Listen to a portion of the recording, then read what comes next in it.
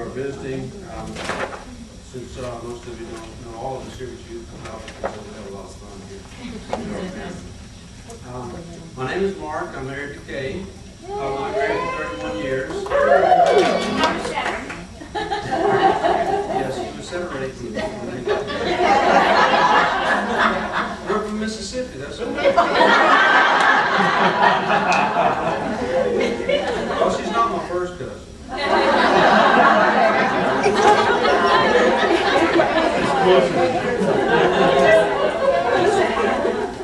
But anyway, a little bit about myself. I'm a retired military officer, United States Air Force, 20 years, 2 months.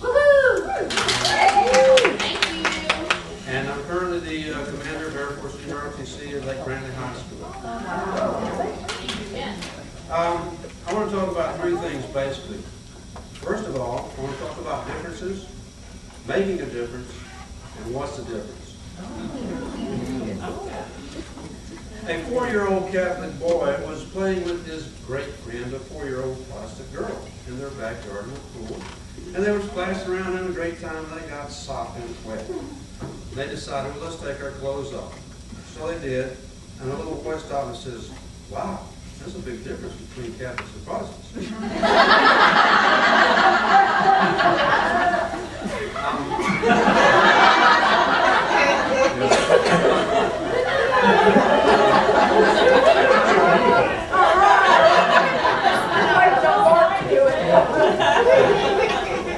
So we noticed that there's differences, and as a matter of fact, you know, the billions and billions of people that God's created over time, there's nobody that's been made that was exactly like me, or you.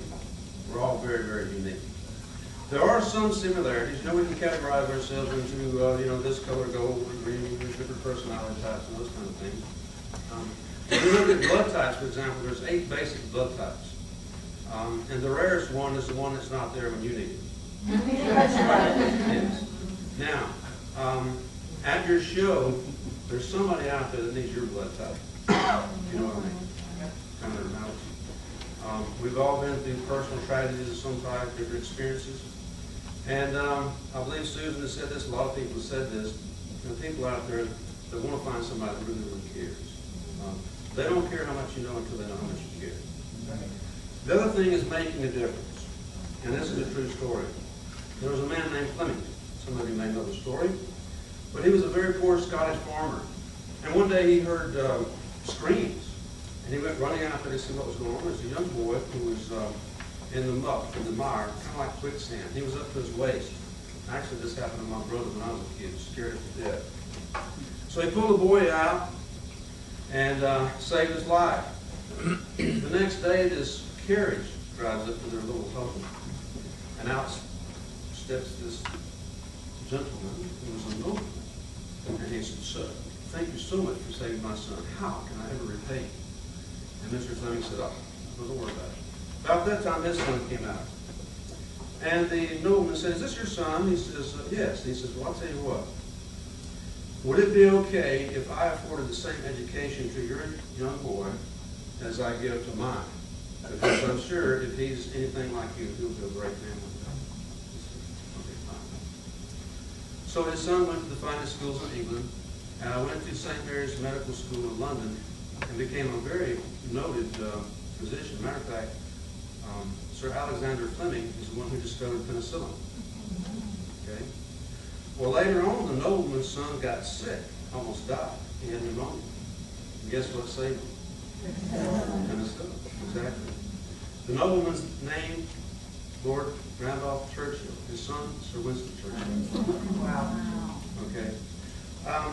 God is looking for a few Flemings. Are you a Fleming? Finally, so what's the difference? Well, Kay is my Fleming.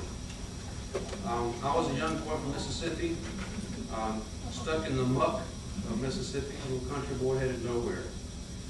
Met her, we ended up in the Air Force, and I like to brag on God and Kay because a lot of wonderful things happened there. I'm just an ordinary person, but God can accomplish extraordinary things through an ordinary life. After the first year, we made Airman of the Year at the Pentagon. I was at the Joint Chiefs of Staff. The next year, out of 500,000 people worldwide, we won an award there.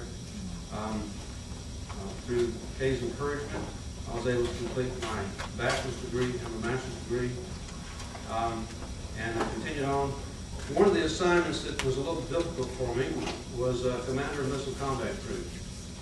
And during that period of time, over 5 years, I started missing church a good bit because we had to go on alert. And I was having difficulty with this because I wanted to do with my family at church. But my pastor says, Mark, you're able to witness where I can't go. Even your chaplain can't go there, but you can go there. And I thought, wow, okay, that's pretty cool. So I was okay with that. Now, during this 20 years and 2 months, Kay, as a faithful wife, followed me everywhere with the kids. For her, you know, it was like, okay, let's try, I'm not supposed to mention it. Let's try Avon. Okay, all right. Let's try bright light, dim light. Let's try, let's see, Tupperware. Oh, by the way, when she was in Tupperware, she had an organization about this size here. She was the #1 salesperson in the entire state of Arizona. When she was a Pampered Chef, she was the top salesperson in the entire nation 2 months in a row. Very proud of her. But the thing is, oh, sorry, darling, we just got orders. Where? Kansas. Where's that? It's in the middle of nowhere. Guess what? Did she get to take her team with her? No. She had to start all over. All over. Well, after I don't know how many of these, because they're her own business and things, she said, well, I've heard this called Premier. How about we just pay $4,000? Okay, all right, fine, all right. Whatever, let's do it. And she'd been in for 2 weeks, and we went to the national rally. She said, there's a national rally, can we go? And I said, well, let's go. That was it. Well, after I've been there for, what, maybe 2 hours? Yeah. I turned around and said, finally, you got it right.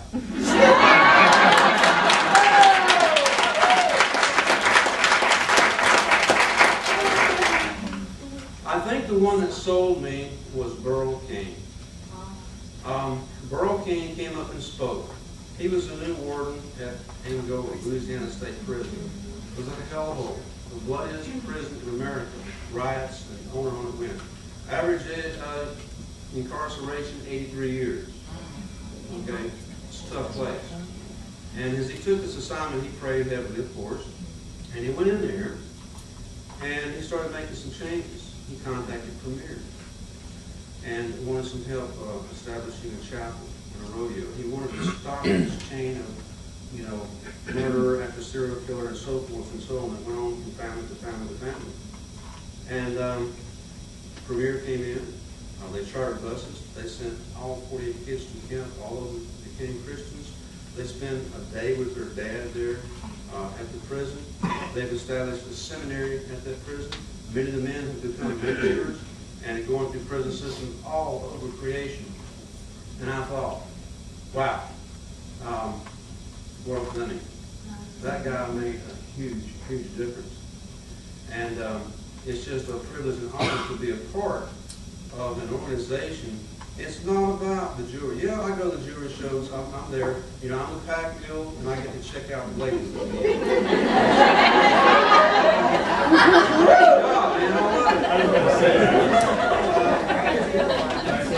it's about being able to go in there and change lives and enrich lives and be a part of it. This, as you can see, is family. You know, we just had some recent personal tragedy. You guys, you know, prayed for us, hugged us, and stepped up to the plate, helped us out, and of course, they're there for others. Being different, making a difference, what a difference. Premier allows you to work like you don't need the money. Love like you've never been hurt. Dance like nobody's watching. Sing like nobody's listening. I like to do that. Live like it's heaven on earth. May there always be work for your hands to do. May your purse always hold a coin or two. May the sun always shine on your window pane. May a rainbow be certain to follow each rain. May the hand of a friend always be near you. May God fill your heart with gladness to cheer you. God bless.